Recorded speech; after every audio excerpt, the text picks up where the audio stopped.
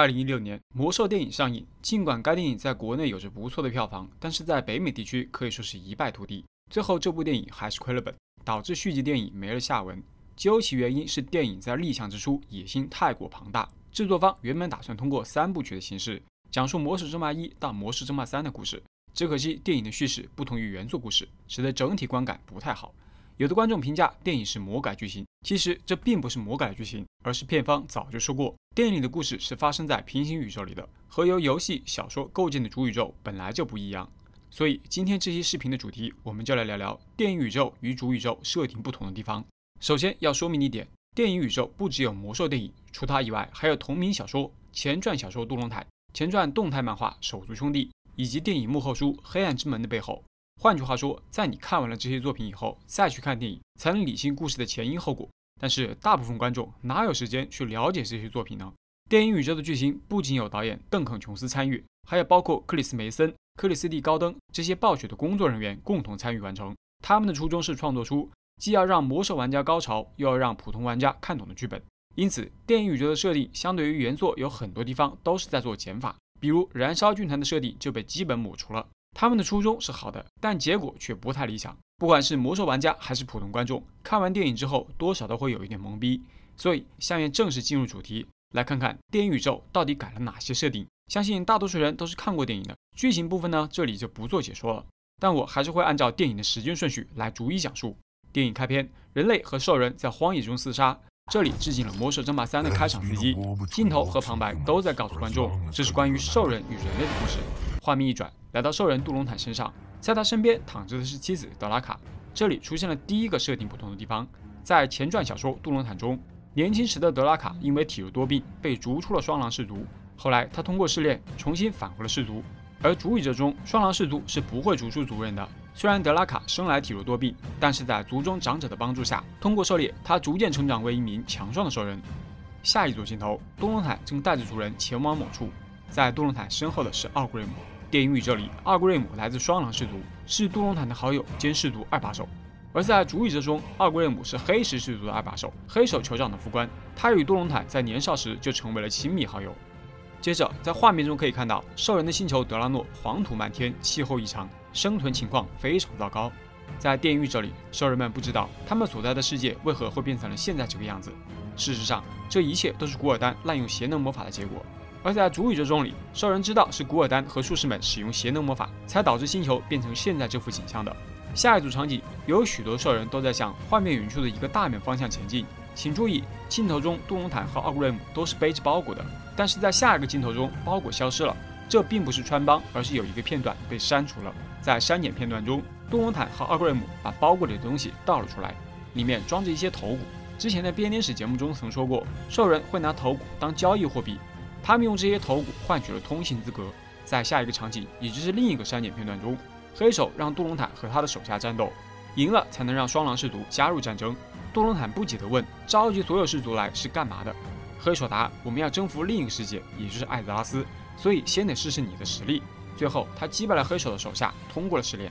这里来解释一下部落入侵艾泽拉斯的原因。在电影宇宙中，古尔丹用邪能污染了德拉诺，就是为了让所有氏族团结在一起组成部落，然后他再带着部落进攻艾泽拉斯。而在主宇宙里，兽人们受食人者基尔加丹蒙骗，以及古尔丹的煽风点火，让他们误以为德兰尼是敌人，这才组成了部落。而兽人们入侵艾泽拉斯背后是有燃烧军团从中引导的。回到电影中，在杜隆坦与大部队会合后，你会发现除了双狼氏族之外，其他的兽人几乎全是绿色皮肤。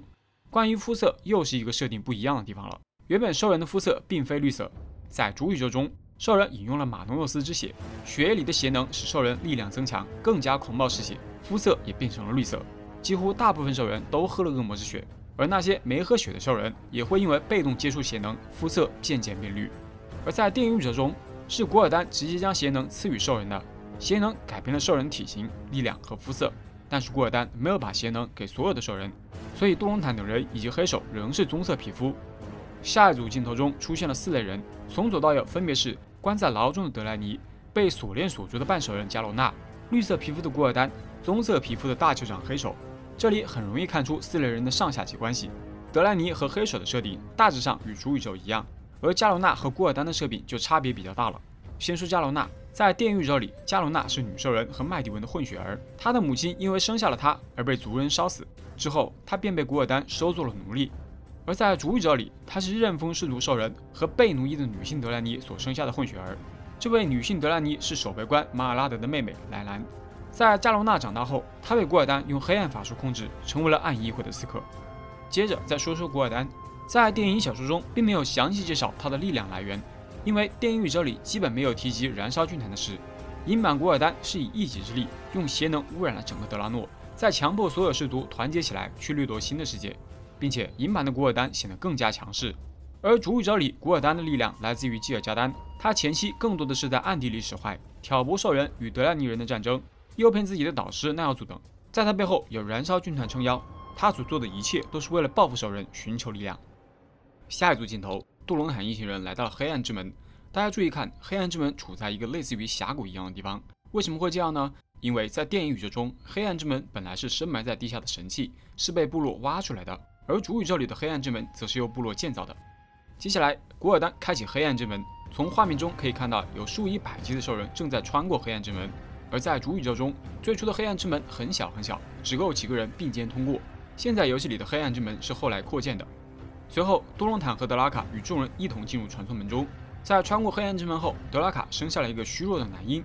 古尔丹见状，汲取了鹿的生命力，将之转化为邪能，灌输到婴儿体内，瞬间强化了婴儿的体格，婴儿也因此得救了。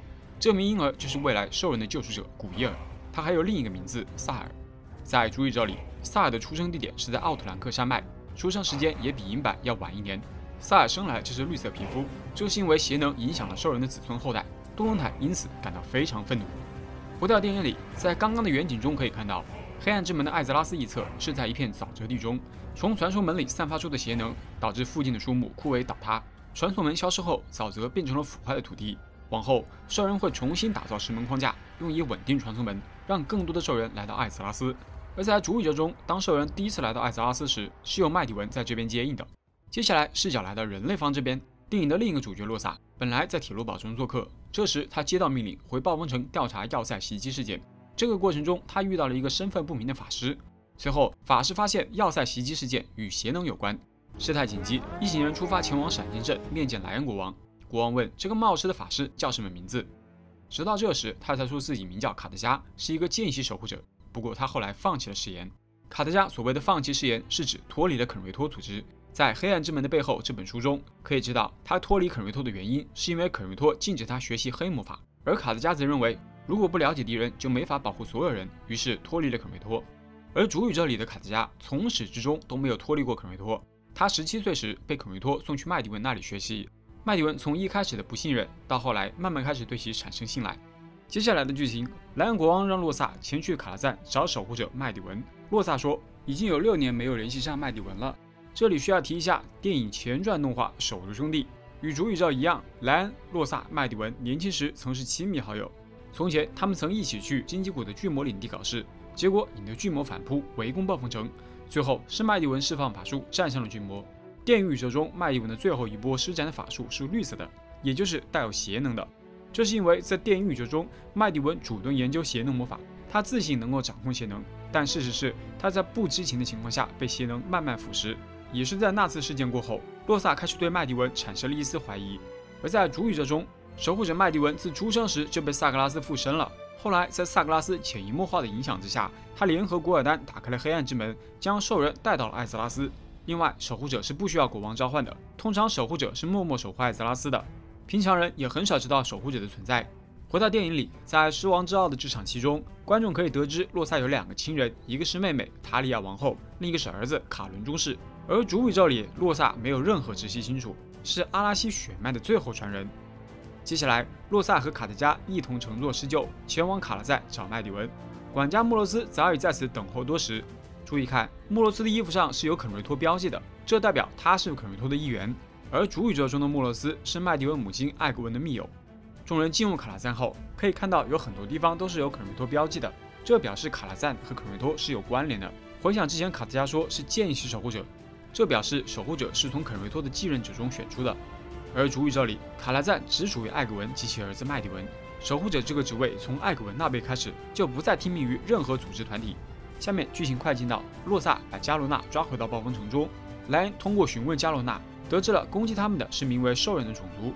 期间，莱恩让加罗纳在地图上指出兽人是来自哪个地方的。在屋顶的地图中可以看到有人类、矮人、精灵的国度。很显然，这个地图上没有画卡利姆多，这可以理解为那时人类还没有发现卡利姆多。视角来到部落这边，古尔丹正在训斥黑手。在这个场景中出现了卡加斯人拳和格罗马什地狱咆哮，这表示他们参与了第一次大战。而在主语者中，他们并没有参加第一次大战。之后，在暴风城中各种族齐聚一堂，商议如何对抗部落的这场戏中，可以看到有一些精灵角色。我相信大家最初和我一样会认为这些精灵是奎尔萨拉斯的高等精灵，但是当我翻看资料时，却发现这个精灵其实是暗夜精灵，也就是主宇宙中生活在卡利姆多上的种族。电影宇宙的这个设定我是真没有搞懂，高等精灵的白皮肤，暗夜精灵的紫眼睛，不知道电影为啥要这么设定。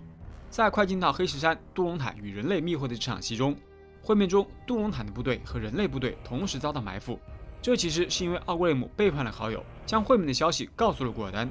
这个爱五仔的设定确实有点扯淡，反观主宇宙里的奥格雷姆形象就要高大很多了。他从杜隆坦那里得知古尔丹和黑手的背叛，后来他通过对黑手发起马克格拉，赢得了大酋长之位，是一位有勇有谋的兽人领袖。而在黑石山事件过后，古尔丹下令消灭双狼氏族，杜隆坦也被囚禁了起来。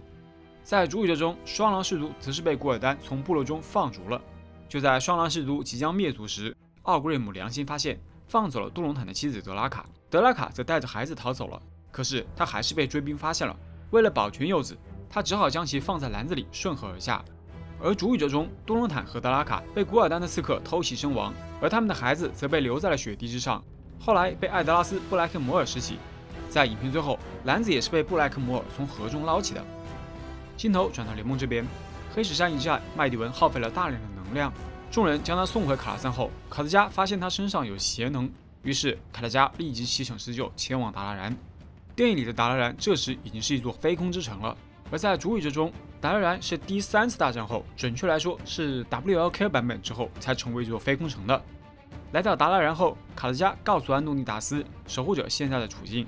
接着，安东尼达斯带卡德加来到一个神秘立方体面前。卡德加进入到立方体中，见到了最初的守护者阿洛迪。影片中，阿洛迪是一个女法师，而在主宇宙里，阿洛迪是一位半精灵男法师，体位司法议会的第1任守护者。之前有不少人认为她是麦迪文的母亲艾格文，但实际上电影版应该只是参考了艾格文的设定。画面切回到卡拉赞中，加罗纳正在与麦迪文交谈，麦迪文告诉了他一些话。这些话暗示他其实就是加罗纳未曾谋面的父亲。在电影中虽然没有明说他们的父女关系，但是在小说中却明确表达了这种关系。而在主宇宙的旧版设定里，麦迪文和加罗纳是恋人关系，并生下了一个孩子麦德安。后来的编年史中则把这一段设定给去掉了。电影中父女的这个设定属于是比较迷糊的了。而在接下来的一场戏中，洛萨竟然和加罗纳还有一场激情戏，这段戏我感觉是完全没有必要拍的。因为就算没有这段感情戏，加罗纳也会帮助人类这边，拍了反而觉得有点画蛇添足。随后，电影进入到高潮部分，杜隆坦向古尔丹发起马克格拉，古尔丹为了赶紧结束战斗，重新打开黑暗之门召唤大军，他使用邪能汲取了杜隆坦的生命。观战的兽人都认为古尔丹违规了，坐在屏幕前的观众也会以为马克格拉是不能使用法术的。事实上，在主宇宙里的马克格拉没有明文规定不能使用魔法。参与马克格拉的双方可以在赛前定规矩，比如不能穿护甲、指定使用什么武器等等。当然，也可以规定不能使用魔法。画面再转到卡拉赞这边，洛萨和卡德加正在对抗已经成为了恶魔形态的麦迪文。前面我们说过，早年间麦迪文因为修习邪能而被邪能腐蚀，在电影中他更是越陷越深，最终屈服于邪能。直到这一刻，他才终于记起是自己联合古尔丹让兽人来到这个世界的。而这份记忆，他之前一直不记得，是因为邪能扭曲了他的意志。麦迪文的恶魔形态看上去很像燃烧军团之主萨格拉斯，但实际上电影宇宙把燃烧军团设定都给做了减法，所以这里也只是暂时借用了萨格拉斯的形象。而关于麦迪文之死，在电影中，麦迪文被魔像压倒，卡德加清除了麦迪文体内的邪能。临死前，麦迪文改变了黑暗之门的传送门，帮助联盟士兵和俘虏逃离战斗。而在最后的守护者这本小说中，是卡德加持剑刺伤了麦迪文，唤醒了麦迪文体内的萨格拉斯。洛萨见状将其斩首。另外，编年史中还提到，在与麦迪文的战斗中，卡德加因为遭受法术，身体从年轻变成了年迈的状态，这一点在电影中也没有表现出来。接着再来说说莱恩国王之死。电影宇宙中，莱恩在战场上要求加罗纳杀死他，因为如此一来，加罗纳就能成为战争英雄，可以改变部落现有的局面。而在主宇宙里，也是加罗纳杀死了莱恩。不同的地方在于，是留在加罗纳脑中古尔丹的精神指令触发，导致他不受控地杀死了国王。尼厄的瓦里安目睹了这一切，导致他后来对兽人的态度一直不好。顺带一提，电影中莱恩有一儿一女，主宇宙里只有瓦里安这一个儿子。当洛萨赶到战场后，黑手向其发起马克戈拉，最终被洛萨割弹一击，耻辱下线。而主宇宙里的黑手是被奥格瑞姆在马克戈拉中杀死的。最后一点不同的地方在于第一次大战的结局。在主宇宙里，第一次大战以兽人攻陷暴风城，洛萨带领难民乘船逃往北方告终。而在电影中，黑暗之门被迫关闭，东部王国的所有种族在暴风城中举行了哀悼仪式。莱恩之死促成了联盟的形成。也就是说，如果电影有续集的话，就看不到主宇宙里奥格瑞姆造船渡海攻打罗丹人了。到这里呢，电影宇宙与主宇宙的区别就大致讲完了。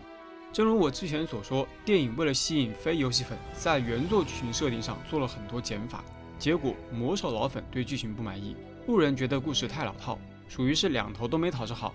不过电影在除了剧情之外的其他方面做的都还挺不错的。前2年我还在想，如果电影拍续集的话，按这个设定来拍会乱成什么样子？部落这边加罗纳上位，联盟这边洛萨上位，然后这2位再来个第2次大战的相爱相杀，哎，简直是不敢看了。后来，本片导演邓肯·琼斯在推特表示，魔兽后续电影会讲述萨尔的成长故事。得知这个消息之后，大家纷纷表示，幸好没接着拍续集，不然得亏到死。另外，近年来不断有以阿尔萨斯为主角拍摄新魔兽电影的消息传出，不过目前项目没有正式落地，所以未来什么时候才能看到新的魔兽电影仍是未知数。那么，在苦等的这段时间里，不妨去听听喜马拉雅正在连载的《魔兽世界》有声剧第2季。当中有电影剧本原作小说《最后的守护者》，大家可以通过有声剧对比电影中的情节，你会发现还是原著剧情更加精彩。在之前的节目中，我也向大家推荐过有声剧的第1季，听过的朋友都说好。第1季是上古之战的内容，而第2季则是以黑暗之门为主题的，会演绎4本精彩的小说，即《部落的崛起》、《最后的守护者》、《黑暗之潮》以及《穿越黑暗之门》。部落的崛起讲述了兽人是怎样受燃烧军团利用，在德拉诺星球与德兰尼交战的故事。这部分的故事是由萨尔叙述的，整体看来是萨尔在告诉大家，他的族人在从前是怎么堕落腐化的，犯下过怎样可怕的罪行，但其中也有着很多的痛苦与无奈。在他的叙述中，还流露出这位最伟大的部落酋长对和平的向往。我的名字叫萨尔，我即将讲述的是我父亲与那些相信他的人的故事。也是那些背叛了他和所有族人的人的故事，而我希望在那些亲历者逝去之前，将它记录下来。最后的守护者的写作方式与部落的崛起截然不同。